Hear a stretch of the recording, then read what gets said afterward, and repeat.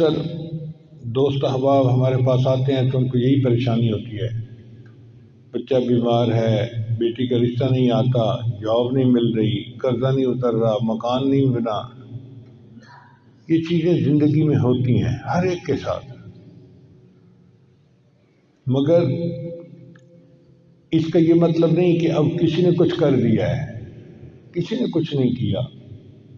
کوئی ہمیں تکلیف نہیں پہنچا سکتا جب تک کہ اللہ تعالیٰ نہ چاہیں، اور کوئی ہمیں نفع نہیں دے سکتا جب تک کہ اللہ تعالیٰ نہ چاہے۔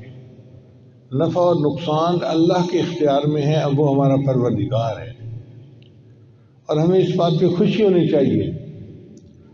حضرت علی عنہ فرمایا کرتے تھے، اے اللہ، میرے لیے یہی عزت کافی ہے کہ تو میرا پروردگار ہے، میرے لیے یہی عزت کافی ہے کہ تو میرا پروردگار ہے، اور میرے لیے یہی فخر کافی ہے کہ میں تیرا بندہ ہوں۔ ہم اللہ کے بندے ہیں، اس بات پہ ہمیں فخر ہونا چاہیے کہ ہمارا مالک کتنا عظیم ہے، کتنا بڑا ہے۔ چنانچہ حدیث مبارکہ میں ایک دعا آتی ہے کہ نبی علیہ السلام پر جب کوئی پریشانی مصیبت آتی تھی تو آپ صلی اللہ علیہ وسلم ایک دعا مانگتے تھے، یا حی یا قیوم برحمتک استغیث۔ یا حی یا قیوم یہ اللہ تعالیٰ کے اسماء گرامی ہیں،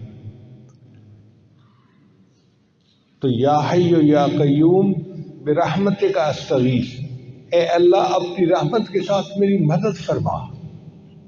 جب بندہ اللہ کو مدد کے لیے پکارے گا تو اللہ ضرور مدد فرمائیں گے۔ اب آپ بتائیں، قیامت کے دن ایسا ممکن ہے کہ کوئی بندہ یہ کہے، یا اللہ میں تو آپ کو مدد کے لیے پکارتا رہا، آپ نے تو مجھے کوئی رسپونڈ ہی نہیں کیا؟ اللہ کسی بندے سے یہ نہیں سنیں گے کہ جی میں نے پکارا تھا اور مجھے تو جواب نہ ملا۔ اللہ تعالیٰ ہے، وہ ضرور رسپونڈ کرتا ہے، ضرور جواب دیتا ہے، ضرور بندے کی یہ مدد فرماتا ہے۔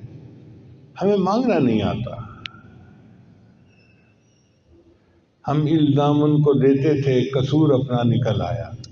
تو اصل بات یہ ہے کہ انسان اللہ کے ساتھ لو لگائے، اللہ بس باقی ہوس، اور اللہ کو منائے، اور پھر دیکھے کہ اللہ تعالیٰ اپنے بندے کی مدد کیسے کرتے ہیں، اس کو کیسے عزتوں سے نوازتے ہیں، اس کو کیسے نیک اعمال کی توفیق عطا فرماتے ہیں۔